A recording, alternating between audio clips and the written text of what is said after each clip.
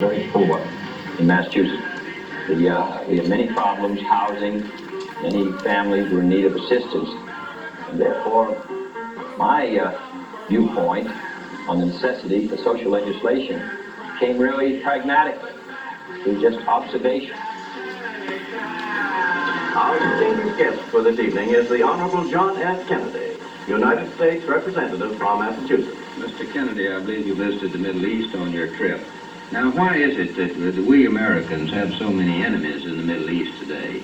Well, I think that there's two reasons. In the first place, all of these countries, stretching from French North Africa to the South China Sea, French Indochina, all of these countries have been or still are under the domination of Western powers, the so-called white powers. And there, therefore, is a heritage of animosity and hatred directed against the West, and as we are the strongest of the Western powers, we fall heir to a great deal of that. Secondly, these people live on a marginal level. Their standard of living is very low. Most of them are illiterate. And they have this past history of Western exploitation. The communists, or at least the Russians, have not had a comparable colonial experience in this area. They move among the people and say, how could you be worse off than you now are? Come with us and you might be better off. It's compounded by the fact that in some of these countries they have native oligarchies who are corrupt and are not concerned about the welfare of the people.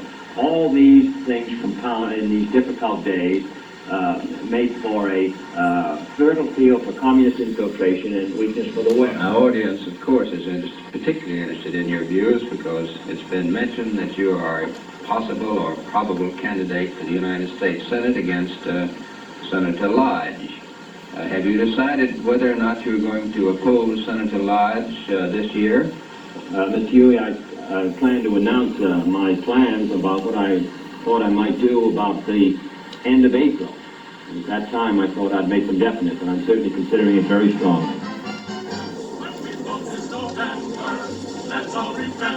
Well, I think that campaigns are a terrible grind. Some people say they enjoy them, but in addition to the routine that you have to undergo, there's the doubt always about whether you're going to be successful, and the combination really makes it a very difficult period.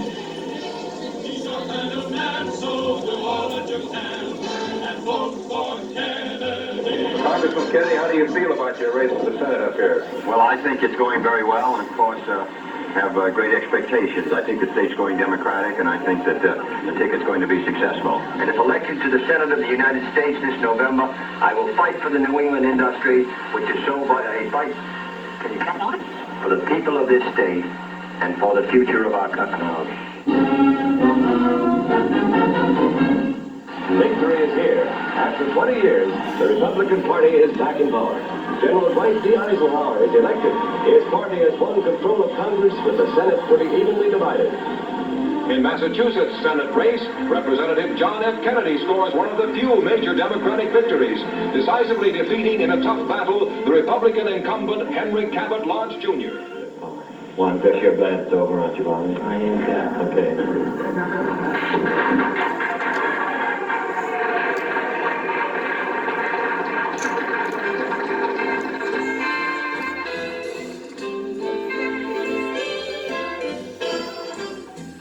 I don't think that youth is any presumption of vitality, or old age any presumption of wisdom. It really, once again, it seems to me, depends on the competence of the individual. We've had an extremely great number of talented younger men in the life of this country, from Jefferson and Hamilton and all the rest. And we've had a lot of very talented older men. I would really think, once again, it comes down to the quality of the individual.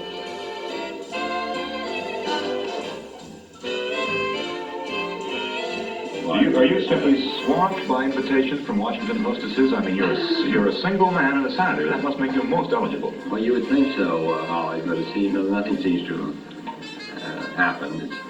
Life goes on about the same as always.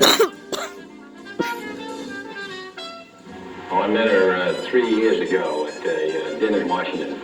She used to be the inquiring photographer for the Times Herald at that time. Well, I don't know. I don't know how you would describe those. Anyway, I was very interested.